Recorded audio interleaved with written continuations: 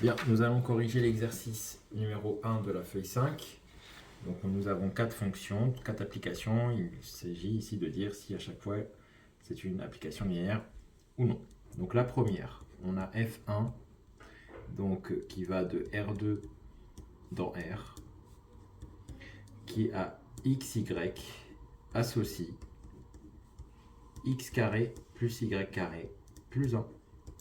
Alors ici, il ne s'agit pas d'une application linéaire. Nous pouvons procéder à l'aide d'un contre-exemple. Donc si nous prenons l'image de 0, 0, ça sera 0 carré plus 1, donc ça nous donne 1. D'accord. Du coup, si nous faisons par exemple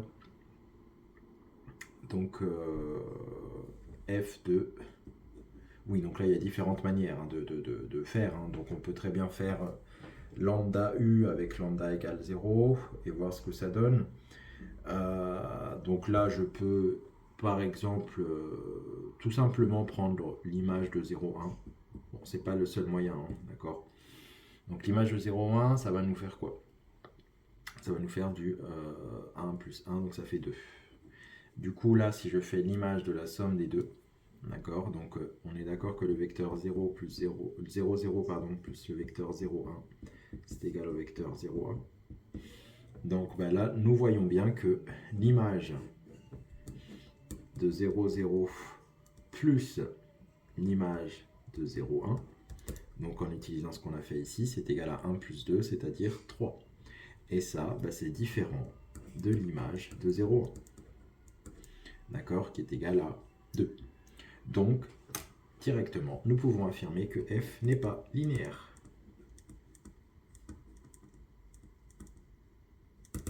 Alors, deuxième fonction, nous avons f2. Donc, nous avons f2 qui va de R3 dans R2, d'accord. Et donc, à x, y, z, f2 associe donc le couple. Donc 2x moins y. Alors 2x moins y. Alors pardon, excusez-moi, il y a une petite erreur dans l'énoncé. Là, ça va dans R3. D'accord. Donc là, c'est R3. Désolé. Donc c'est 2x moins y. Là, c'est x plus y ensuite. Et la dernière valeur, c'est x plus z.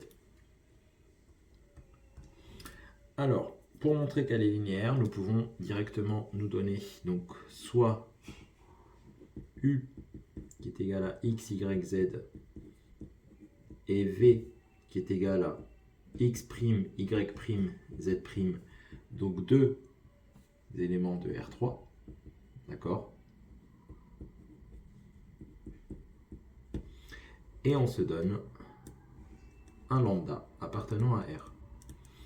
Donc nous allons essayer de déterminer l'image de u plus lambda v.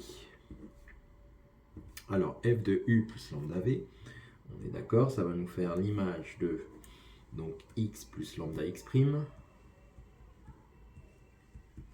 y plus lambda y', et z plus lambda z'.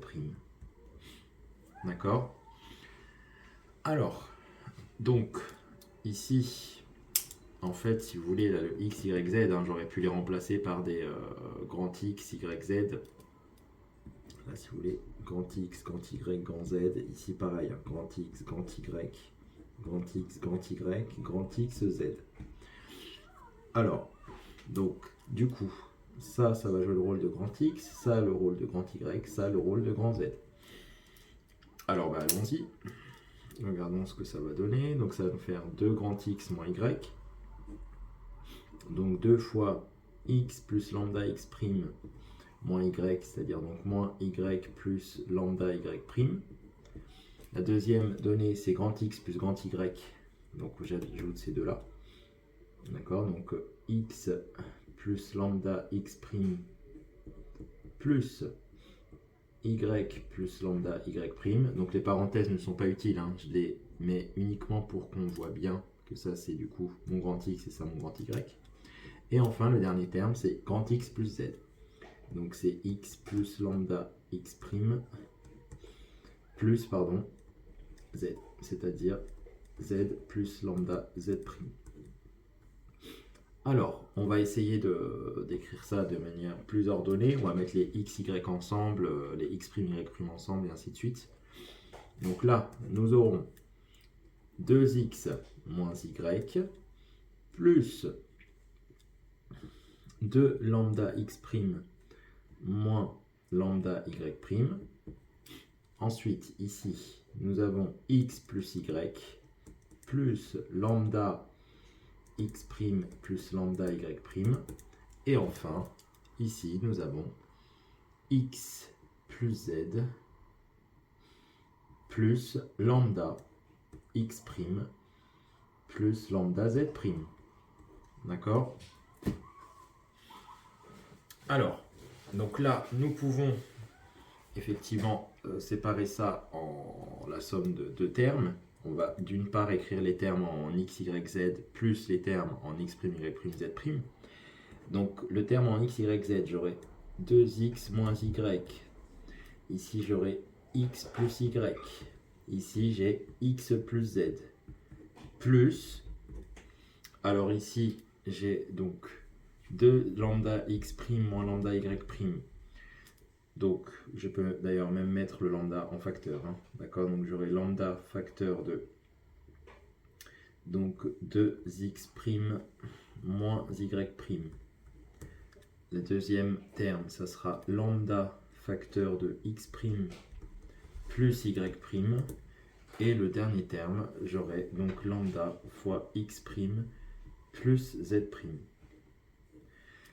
Alors, donc ici, si on regarde bien, ça ce n'est rien d'autre que l'image de u. D'accord? F de u, x, y, z, c'était bien 2x moins y, x plus y, x plus z. Donc là, c'est f de u. Et ici, on remarque qu'on peut mettre lambda en facteur. On aura donc plus lambda fois f de v directement. Et ainsi, f est linéaire. Donc ici, f est linéaire. Donc voici pour la question 2. Donc nous arrivons à la question 3. Donc la question 3, nous avons une fonction f3 qui va de R3 dans R2 qui a x, y, z associé. Donc x, y, z associe donc xz plus y et x plus z. Alors, donc si on considère dans un premier temps, donc alors là effectivement on peut remarquer assez vite que ce n'est pas linéaire. Nous allons trouver un contre-exemple. Donc là on voit bien qu'il y aura un problème à ce niveau-là, au niveau du produit en fait. Hein. Donc si je prends par exemple donc 0, 0, 1, d'accord, donc si je cherche l'image de 0, 0, 1, ça sera quoi? Ça sera donc 0 fois 1, donc ça fait 0, plus 0, donc là j'ai 0. Et ici j'aurai donc 0 plus 1, ça me fait 1. Voilà. Alors, maintenant, si je cherche par exemple, donc je peux par exemple prendre l'image cette fois-ci de, on va prendre 1, 0, 0. Donc 1, 0, 0. Alors, qu'est-ce que ça va nous donner? Donc l'image de 1, 0, 0. Ça va donner, donc si je remplace x par 1, z par 0, j'aurai 0, donc là j'aurai aussi 0. Et ici j'aurai donc 1 plus 0, ça me fait 1. Donc on a la même chose. Alors, donc maintenant si je cherche l'image de la somme, c'est-à-dire l'image de 1, 0,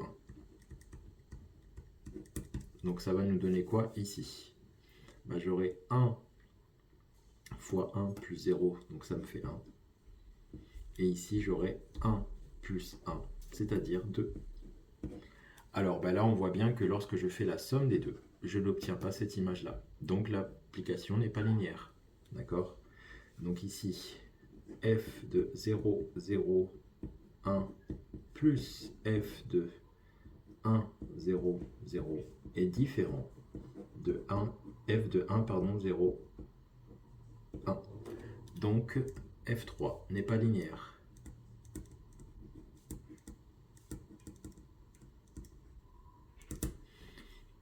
Nous arrivons à la dernière question de cet exercice. Donc, on a une fonction f4 qui va de R2 dans R2, qui va de R3 dans R2. Attention, oui, petite erreur dans l'énoncé. Donc, qui a x, y, z associe donc x plus 4y et x moins y. Donc, on va faire comme tout à l'heure, on se donne soit u qui est égal à x, y, z et v égal à x, y, z, donc deux éléments de R3. Et on se donne un lambda appartenant à R. Alors si je cherche, donc f de u plus v et plus lambda v, pardon. Ça sera quoi? Ce sera f de...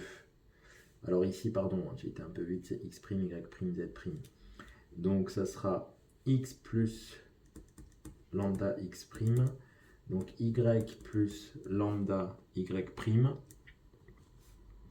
Et ici, on aura donc z plus lambda z'. Alors, donc ça joue le rôle de x, y et z. Donc ici, j'ai x plus 4y.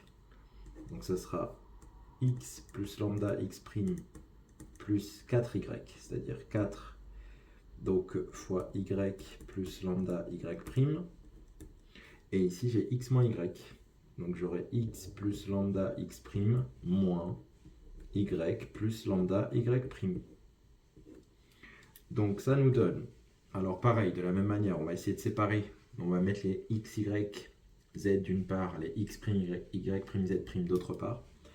Donc j'aurai x plus 4y,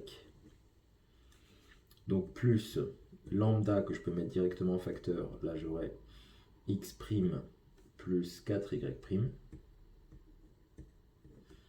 Et ici, de la même manière, j'ai x moins y plus lambda fois x' moins y'. Alors, donc maintenant, on peut séparer en deux. Donc j'aurai x plus 4y, et ici j'ai x moins y, plus... Alors là, je peux mettre le lambda en facteur. Donc lambda, facteur de donc x' plus 4y'. Et ici, j'ai x' moins y'. Donc là, si je regarde bien, bah ça, c'est rien d'autre que f de u plus lambda f de v. Donc nous venons de montrer que f de u plus lambda v est égal à f de u plus lambda f de v. Donc la fonction f4 est linéaire.